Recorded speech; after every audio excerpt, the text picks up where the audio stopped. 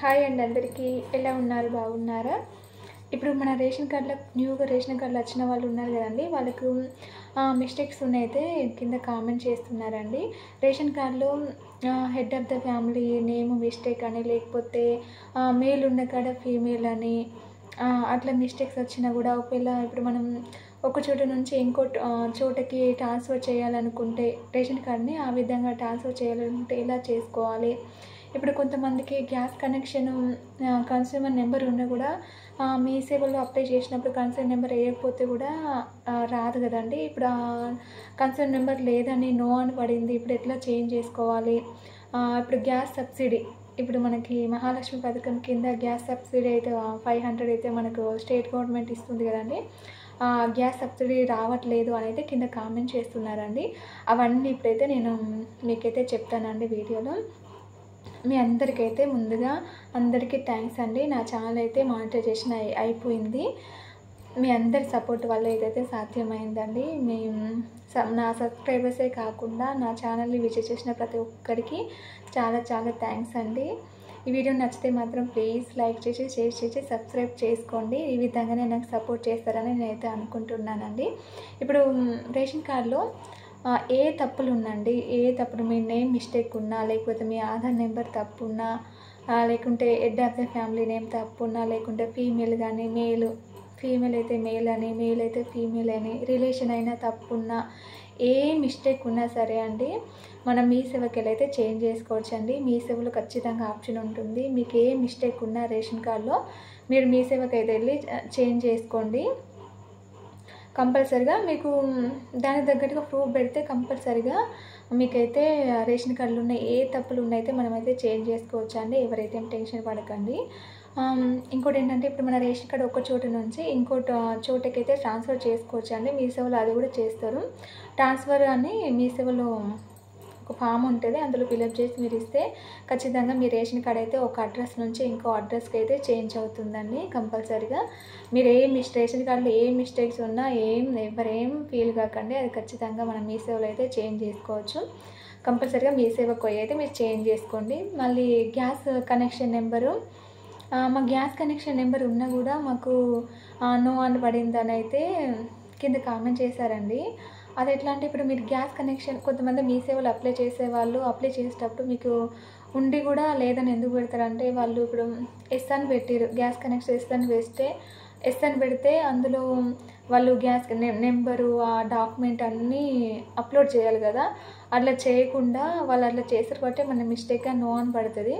ఇప్పుడు మీరు మీ సేవకు అయితే మళ్ళీ అయితే చేంజ్ చేసుకోవచ్చు అండి. మీ గ్యాస్ నెంబరు, మీరు బుక్ ఉంటుంది కదా గ్యాస్ బుక్, ఆ బుక్ తీసుకెళ్ళి ఒకసారి అయితే మీ సేవలో అప్లై చేసుకోండి. ఖచ్చితంగా అప్లై సక్సెస్ అవుతుందండి. మీ నెంబర్ అయితే మీ సేవకు అయితే చేసుకోండి. గ్యాస్ కనెక్షన్ నెంబర్ అయితే వస్తుందండి. ఇప్పుడు గ్యాస్ కనెక్షన్ వచ్చిన తర్వాత ఇప్పుడు మనకి సబ్సిడీ రావాలి కదా. మహాలక్ష్మి పథకం కింద మనకైతే స్టేట్ గవర్నమెంట్ అయితే వస్తుంది కదండి 500. ఆ 500లో మనకు వచ్చేది 347 330 అనుకుంటా. 333 మనకి స్టేట్ గవర్నమెంట్ ఇస్తుంది, 47 ఏమో సెంట్రల్ గవర్నమెంట్ అయితే ఇస్తుందండి. మొత్తం 377 18 వస్తుందండి. ఇప్పుడు గ్యాస్ కనెక్షన్ డబ్బులు ఒక 2 days వచ్చినాయి, 2 months వచ్చినాయి, తర్వాత రావట్లేదు అంటున్నారు. ఒకసారి అయితే మీరు మీ బ్యాంక్ అకౌంట్ అయితే ఒకసారి అయితే చెక్ చేసుకోండి. ఈ గ్యాస్ డబ్బులు మనకు పడితే మాత్రం SMS రాదండి. మనమే మినీ స్టేట్మెంట్ తీసుకొని అయితే చెక్ చేసుకోవాలి. ఇప్పుడు గ్యాస్ కనెక్షన్ గ్యాస్ నెంబర్ మీరు మీ సేవకి వెళ్ళి గ్యాస్ నెంబర్ అయితే పెట్టుకున్నారు కదా. ఇప్పుడు మీ రేషన్ కార్డులో గ్యాస్ నెంబర్ వచ్చిన తర్వాత ఏం చేయాలంటే, మీరు గ్యాస్ ఆఫీస్కి వెళ్ళాలండి. గ్యాస్ ఆఫీస్కి వెళ్ళి మీరు ఈ కేవైసీ చేయించుకోకపోతే గ్యాస్ ఆఫీస్లో కూడా కేవైసీ ఉంటుందండి. ఈ కేవైసీ చేయించుకోవాలి ఖచ్చితంగా. కేవైసీ చేయించుకుంటేనే మనకైతే ఈ మహాలక్ష్మి పథకం అయితే వర్తించుతుందండి, లేకపోతే కాదు. మీరైతే మీ గ్యాస్ నెంబర్ ఒకవేళ మీరు కేవైసీ చేసుకున్న వాళ్ళైతే అవసరం లేదు.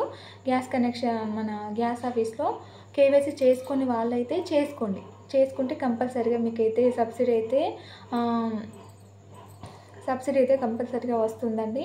ఇప్పుడు బ్యాంక్ అకౌంట్కి ఆధార్ కార్డ్ అయితే లింక్ ఉండాలండి. ఆధార్ కార్డ్ లింక్ ఉండాలి, NPCI కూడా లింక్ అయి ఉండాలి. ఇప్పుడు మన గ్యాస్ ఆఫీస్కి వెళ్తే కంపల్సరీగా వాళ్ళైతే లింక్ అయితే చేస్తారండి. వాళ్ళనైతే డీటెయిల్స్గా అన్నీ కనుక్కోండి, ఖచ్చితంగా అవుతుంది. Consumer number, gas consumer number ఏమో మీ సేవలో అప్లై చేసుకోండి, అవుతుంది. మళ్ళీ అప్లై అయిన తర్వాత మళ్ళీ గ్యాస్ ఆఫీస్కి వెళ్ళి ఈకేవైసీ చేసుకోండి. అప్పుడైతే మనకి స్కీమ్ అయితే వర్తించుతుంది, కంపల్సరీగా మీ సబ్సిడీ వస్తుంది. ఒకవేళ మీకు డబ్బులు ఏ బ్యాంకులో పడుతున్నాయో తెలియట్లేదు, మాకు డబ్బులు పడుతున్నాయా లేదా అనేది తెలుసుకోవాలంటే గ్యాస్ ఆఫీస్కి వెళ్ళి మీ కన్స్యూమర్ నెంబర్, మీ ఆధార్ కార్డ్ నెంబర్, మీ బ్యాంక్ బుక్ తీసుకెళ్ళి అసలు ఎందులో మాకు డబ్బులు పడుతున్నాయో తెలియట్లేదంటే వాళ్ళు ఒకసారి చెక్ చేసి చెప్తారండి. మాకు కూడా డబ్బులు పడలేదు, మాదే చెప్తున్నాను, మాకు డబ్బులు పడుతున్నాయో లేదో తెలియదండి. అయితే 47 రూపీసే పడుతున్నాయి అని మెసేజ్ అయితే వస్తుంది. మేము గ్యాస్ తీసుకున్నప్పుడు 47 పడుతున్నాయి, ఎందుకు డబ్బులు పడతలేవు అని ఒక 3 months చూసిన తర్వాత గ్యాస్ ఆఫీస్కి వెళ్ళి అయితే అడిగినామని, అడిగితే వాళ్ళు చెక్ చేసి చెప్పారు. మాకైతే మేము తీసుకున్నప్పుడల్లా డబ్బులు అయితే జమ అయినాయి, అట్లనే SMS అయితే రాదు. గ్యాస్ డబ్బులు పడితే మాత్రం SMS రాదండి. మీరైతే మీ బ్యాంక్ అకౌంట్ అయితే ఒకసారి చెక్ చేసుకోండి. మినీ స్టేట్మెంట్ తీసుకుంటే కంపల్సరీగా చూపిస్తుంది. మనకైతే ఇప్పుడు మనం డబ్బులు మనకు డిపాజిట్ అయినప్పుడల్లా మనకైతే SMS వస్తుంది కదా, అట్లయితే గ్యాస్ డబ్బులు పడ్డప్పుడు అయితే SMS రాదండి. ఒకసారి అయితే మీ మినీ స్టేట్మెంట్ తీసుకొని అయితే కంపల్సరీగా ఒకసారి చెక్ చేసుకోండి. గ్యాస్ డబ్బులు అనేది పడ్డప్పుడు అయితే SMS రాదండి. ఓకేనా, మీకైతే అర్థమైంది అనుకుంటున్నాను. గ్యాస్ నెంబర్ అయితే మీకు మీ సేవలో ఒకవేళ రాకపోతే మీ సేవకు అయితే యాడ్ చేసుకోండి. యాడ్ చేసుకున్న తర్వాత గ్యాస్ ఆఫీస్కి వెళ్ళి కేవైసీ చేయించుకోండి. చేయించుకున్న తర్వాత మహాలక్ష్మికి స్కీమ్కి మీరు ప్రజాపాలన అప్లై చేసుకున్నప్పుడు స్కీమ్కి అయితే అప్లై చేశారు కదా, మహాలక్ష్మి పథకం కింద మాకు గ్యాస్ సబ్సిడీ కావాలని, అలాంటి వాళ్ళకి గ్యాస్ సబ్సిడీ అయితే వస్తుందండి, అందరికైతే రాదు. ఓకే కదండి, మీకైతే అర్థమైంది అనుకుంటున్నాను. మీకు అర్థం కాకపోతే ఏమైనా డౌట్ ఉంటే కింద కామెంట్ చేయండి, నేను కంపల్సరీగా ప్రతి ఒక్కరికి అయితే రిప్లై ఇస్తానండి. మీకు ఏ డౌట్ ఉన్నా కింద కామెంట్ అయితే చేయండి. ఓకే అండి, వీడియో నచ్చితే మాత్రం ప్లీజ్ లైక్ చేసి, షేర్ చేసి, సబ్స్క్రైబ్ అయితే చేసుకోండి. మీ అందరి సపోర్ట్ నా పైన ఇలానే ఉంటుందని అయితే నేనైతే అనుకుంటున్నాను. మీ అందరికైతే థ్యాంక్స్ అండి. నా ఛానల్ మానిటైజేషన్ అయినందుకు చాలా హ్యాపీగా ఉందండి. ఇలాగే నా పైన సపోర్ట్ చూపిస్తారని అనుకుంటున్నానండి. ఓకే అండి, వీడియో నచ్చితే మాత్రం ప్లీజ్ లైక్ చేయండి, చిన్న లైక్ ఇచ్చి అయితే వెళ్ళండి. ఓకే అండి, బాయ్ బాయ్.